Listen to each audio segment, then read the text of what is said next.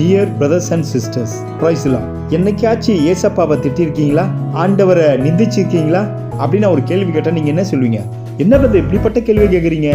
நான் சின்ன வயசுல இருந்தே ஆண்டவருக்காய் வாழ்ற மக, நான் கத்தருக்காய் ஊழியம் செய்யறவங்க, கடவுளுக்காய் எவ்வளவு சுவிசேஷம்லாம் அறிவிச்சிருக்கேன் தெரியுமா? நான் போய் கடவுளை திட்டுறேன்னா? நான் எத்தனை வருஷம் விசுவாசி தெரியுமா சபையில? என்ன போய் சொல்றீங்க? நான் ஆண்டவருக்காய் உபாசிக்கிறேன், ஜெபிக்கிறேன், நான் செய்யாத வேலையே இல்லை அப்படிலாம் சொல்வீங்க. ஆனா சாலமோன் ஞானி நம்மை குறித்து ஒரு காரியத்தை கண்டுபிடிச்சு சொல்றார். அது என்னன்னா, நீதிமொழிகள் 14ஆம் அதிகாரம் 31ஆம் வசனத்துல, தரித்திரனை ஒடுக்கிறவன் அவனை உண்டாக்கினவரை நிந்திக்கிறான், தரித்திரனுக்கு தயவு செய்கிறவனோ அவரை கனம் பண்ணுகிறான்.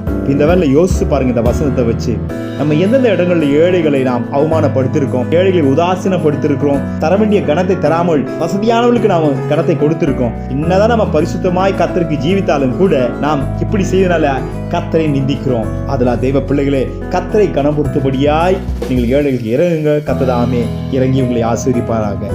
ஆமென்.